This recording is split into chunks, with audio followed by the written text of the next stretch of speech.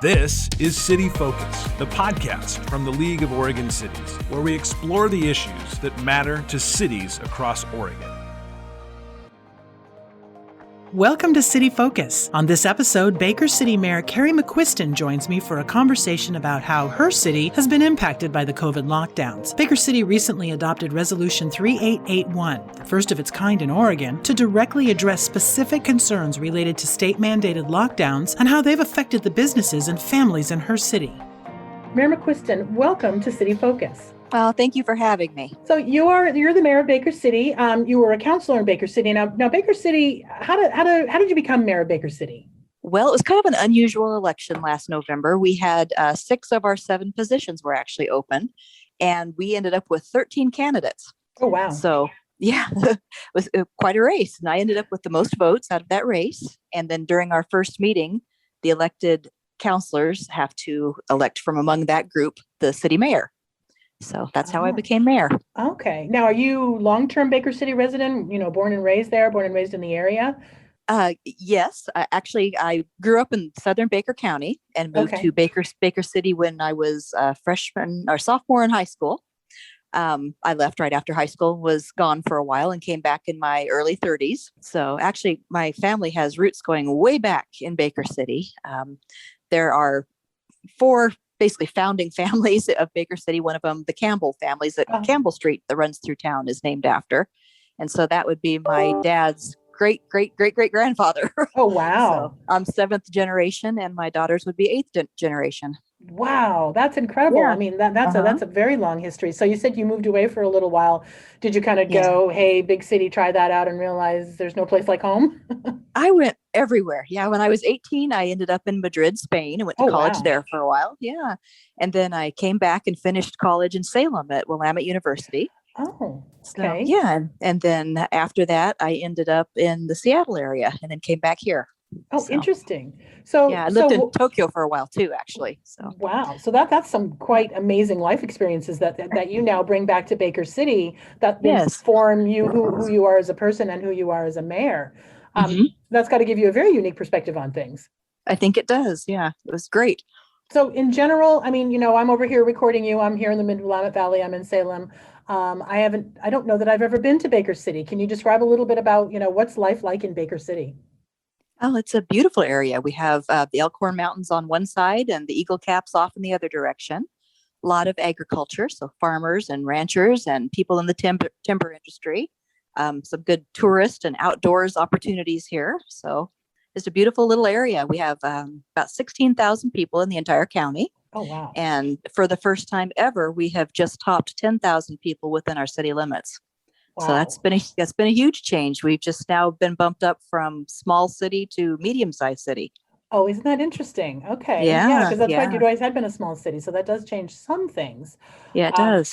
So, you, like everybody else in this state, has gone through, it's been a little over a year now, I want to say. And again, 2020 for me was a blur. I think for a lot of people, it was just kind of a blur. We didn't really know what was kind of coming around the pike. But it's been a year since the governor's COVID lockdowns. Just to kind of start off, how has that affected you and Baker City? I know it affects larger cities differently than big cities.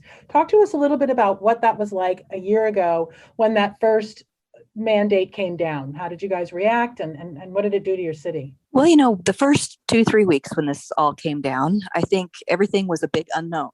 Mm-hmm. We were looking for data. We didn't know how deadly the virus would be. We didn't know a lot.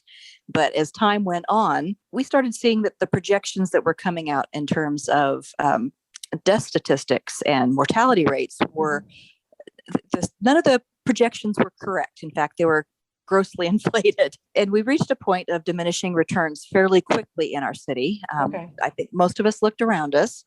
We did not see the impact of the virus so much as we started to see the impact of the shutdowns and the masking and the mandate. So, and that's continuously gotten worse for us over the last year. And we're seeing kind of a crisis here at this point with our businesses closing, some on the verge of closing, mental health issues. Yeah. Maybe we can go into some of that here. So it hasn't been a good year for us.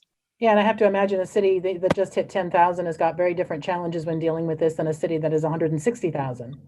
Yeah, it's been very different. Our population is spread out quite a bit, for Yeah. one thing. Our hospitals have never had a burden or been overrun with this. So we're a lot. It's a different situation, I think, than the Portland metro area or Salem would be in. In response to this, again, you have a very different dynamic dealing with it in your city. You and your council have come up with something that I believe you are the first city in Oregon to do this. You have put together Resolution 3881, and you've been getting some attention for doing that. Talk to us a little bit about what that is and why you felt that it was important for you to do that at this time. Yeah, a couple of weeks ago, we passed Resolution 3881, and it was a 5-2 vote on City Council. And we did this in response to demand from our community, and we gave our citizens a voice. Okay. What happened back in January is we had a business owner bring forward a proposal for a common sense sanctuary city. And they were just saying, hey, isn't there anything we can do as a city or a county to decide how our businesses operate and how, if they're open or not, on our own? And so they put this in front of us. We had quite a bit of public testimony during that city council meeting where people came and said their piece. And then we took it to a work session later, trying to figure out what exactly we could do, because some of the concern was that we would give the impression that we had the ability as a municipality to override OSHA. We don't. Clearly here wish we did, but we just don't. So we wanted to see what we could do for our citizens. And what we came up with was first a letter to Governor Kate Brown. So we drafted and sent that. And then the second thing we came up with was maybe we can just make a loud statement for our folks here. Maybe we can be the voice for what they've been wanting to say. So we came up with this resolution, and I came up with a lot of the text of it and then ran it by our city manager, who turned it over to our city attorney. Okay. So, and they bounced around the language for about 3 weeks and then brought it back to council. And so if it's okay, I'll just read the resolution title. That gives kind of a summation there. Sure. It's a resolution declaring an economic, mental health, and criminal activity crisis due to the current COVID-related state emergency declaration and relating OSHA mandates and guidance. That encompasses a lot. Yeah, it does. So I'm assuming you have a lot of whereas statements and then resolution statements. Did you kind of bullet list out, a list of issues that you think were important that you wanted to call out? We did. We went down through about 2 pages of whereas statements. Oh, wow. Okay. And when we got to the end, we got to what we could actually do as action items. And those are in the be it resolved statements at the end. And those are communicate with the governor's office, which we've been doing. We'll support upcoming legislation that basically supports our business owners.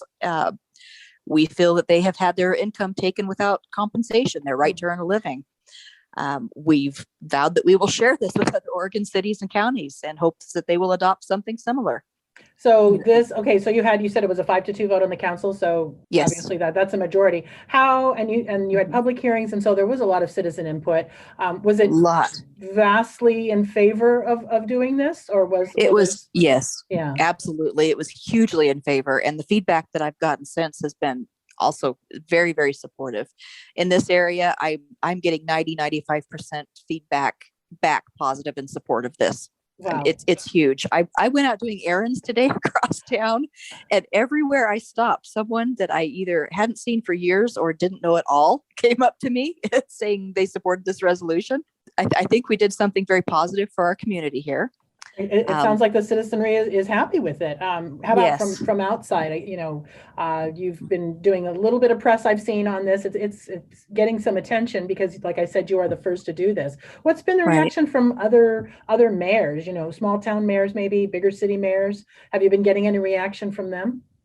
I've had a reaction from some mayors and just from other citizens. It seems like what you would expect in, say, the Portland area. We've had a few people reach out, and it's probably 50-50. Some people think that we're absolutely nuts for doing something like this. They want to continue the shutdowns, as long as they feel it takes. And some people are just as done with it as we are. That's interesting. The ones is it larger cities that you're finding that want to continue with the shutdowns as they are? It really is. It doesn't have a lot to do with public health at this point. It's very divided. Huh. It's very divided by political ideology. Yeah. All right. So are this resolution has passed. Has life changed in Baker City for the better? Has anything changed? Or is this just sort of, you're just making the statement to sort of, to stake your claim on what Baker City believes about this, or have things changed? What's changed, people are telling me, is that for the first time in the last year, they feel hope. And that's huge, just to Yes, it have a little is. glimmer of hope, Yeah. because we've had, I've told folks before, this is the first time in my life that I have probably weekly had friends and family and acquaintances approach me because they needed help with depression and anxiety and mental health issues that are directly attributed to going into a store, not being able to breathe, taking off the mask, and having someone physically come up in their face. Yeah. Being trespassed out of a store, or there's stores on the verge of being closed. I mean, I think so it was January 12th, we were all sworn in on city council. And on that day and on that week, 3 days in a row, we had 3 different suicides here in our area. Oh my gosh. In a town of 10,000 people. Yeah, so everyone knows everyone. Yeah. We know who these people are and what was going on, and it's heartbreaking. I've heard it described as low-level battle fatigue. It's sort of been this slow. It's been, like I said, 2020 seems like a blur. We're now into 2021. We're into spring of 2021.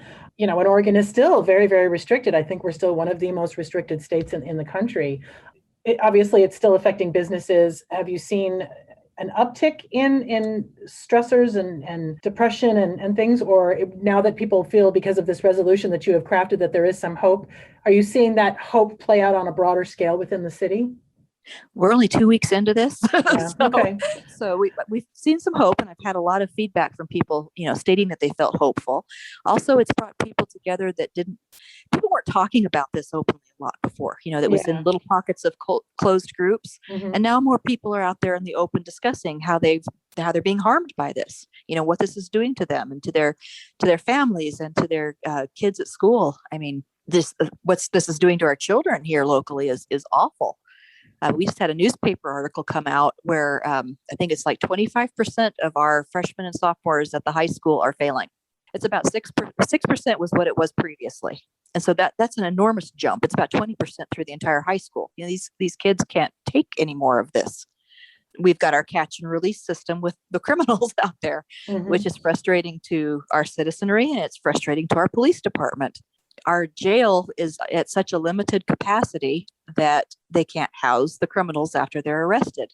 So we have a cite and release system. If someone is not a violent criminal and has done something, very violent, they're going to be turned back out onto the street after they're cited and released. So. One of other conversations I've had about this, they're talking about there's been a lot of reliance on the medical data, but that there's other components to decision making, which is the economic data, the mental health data.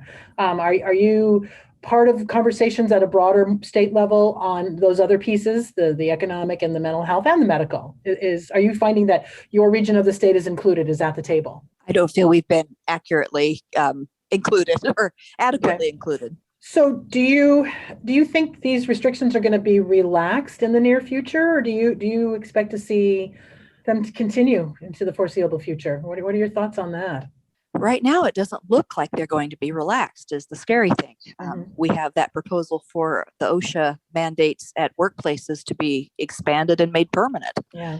So that's almost the last straw for a lot of our business owners. We're seeing people, the ones who have not already shut their doors, hanging on by a thread, considering shutting up here and moving across the state line to Idaho. I mean, we're only an hour and a half from the state line. That's not that big of a move for a lot of businesses over here. Yeah, I'm hearing that as well from a number of people. Exactly. So, what other things, you've got, like I said, you've got struggling businesses, struggling kids, struggling families. What other things, as far as from the city level, can you and the council do to help to assist these families? I mean, clearly we have CARES money and federal money's coming in. We have to figure out what the terms and conditions of that will be during the next round and see what we can do with that.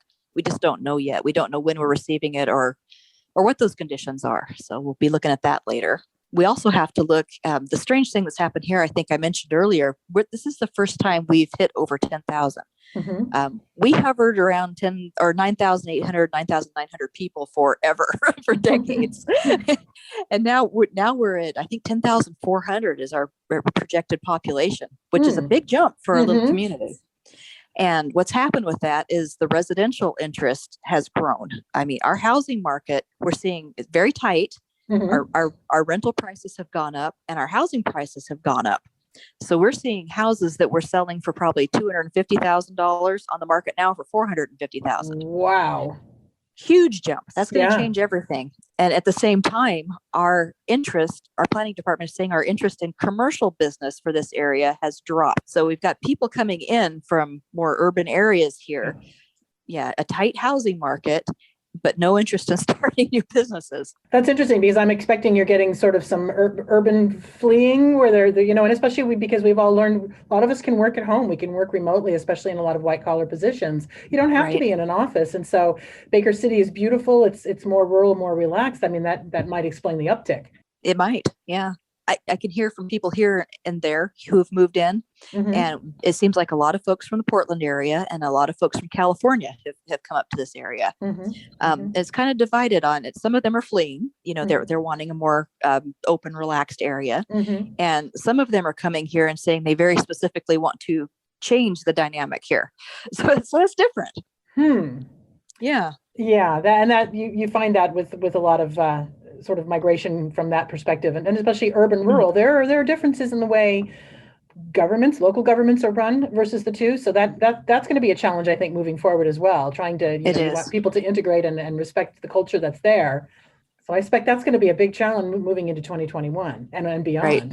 Housing, keeping our business open, the crime element. I mean, we've just had security cameras installed in our park, which is it's an unusual situation there. We've never had the kind of, I guess, crime and it's almost petty things, theft, drug use, of course, has gone up, that sort of thing. We're having to really watch and see what we can do with that. So your population is growing. You're over 10,000. I mean, are you starting to see some sort of quote big city unquote problems coming in? I mean, a lot of larger cities are dealing with a homeless epidemic that seems to just get worse and worse monthly. Are you finding that has affected you in Baker City? We are starting to see more and more of that. We've had folks who live in their vehicles parked around, and we're starting to see some tents popping up here and there. And right now we have the ability to kind of move people along, but we're very concerned in watching some legislation in Salem closely that would stop our police department from cleaning that out a little bit. Right now, if someone pops a tent, in the parking lot of our fairgrounds, we have ways to take care of that and take care of those people. Yeah, we want to keep that freedom. I think, in other discussions I've had too, that comes down to home rule, where cities are making, Baker City, you're the mayor, your council, you know the city better than anybody. So, to be able to maintain that home rule and to be able to make decisions for your community, I would think would be very important. Yes, we need to be able to deal with those things locally, much like it would be better if we could deal with the COVID situation locally at this point. Well, it's interesting. I resolution the 3881 kind of being willing to step outside of the box a little bit. Like, again, you are the first community in the state of Oregon to craft a resolution like this. And like you said, you've been getting a lot of positive responses from it. Looking forward, looking into your crystal ball, if you had one, are you optimistic about the near future and then moving into 22 and 23? What are your thoughts on that? How optimistic are you? Oh, I wish I had a crystal ball. I know. Don't we all? Yeah. I don't know. I don't see this year being any easier. I don't. I'm not seeing Salem willing to listen and willing to give. I would hope that would happen. I would hope that Oregon would follow suit, with some of the other states in the U.S. and either open up or turn it over to us at a city or county level so that we could make the decisions here. So I've been fortunate to be able to travel out of state, and things are not everywhere else the way they are in Oregon. So we're much more closed down. We're much more fearful here. You get across the state line into Idaho or Wyoming, and it's a completely different atmosphere. What would you like to see? More voices at the table in this, more opportunity for input from the more rural areas, just in general? If I had my first choice, it would be to fully open Oregon up. If I Okay. had my second choice, it would be to turn it over to local decision makers. Make those decisions at a county or city level to open up. Okay. All right. It's pretty cut and dried. Well, I want to give you an opportunity to, the last couple of words to share with our listeners as far as how this year has been for you and just your general thoughts on Oregon and how we're dealing with this. It's been very rough over here for the last year. I mean, at this point, the mandates and the lockdowns are hurting us more than the virus. And that's what our community is trying to loudly yell across the state so that people hear it. Well, I'm going to link up the full resolution and show notes. I know there have been a couple of articles done about it as well. I may link those up as well. If any mayors or city councilors that are listening to this want to get in touch with you, I'll go ahead and link up your contact information as well. And once again, I want to thank my guest, who has been Baker City Mayor Kerry McQuisten. Kerry, thank you for taking time out of your day and coming in and sharing this important information with our listeners. Oh, thank you for having me. Thanks for listening to this episode of City Focus. We will be talking with more mayors from across our state to hear their stories and how their communities are faring as we move forward into 2021 and beyond. If you're a mayor or city councilor from Oregon and would like to share your city story on the podcast, send me an email at cityfocus@orcities.org.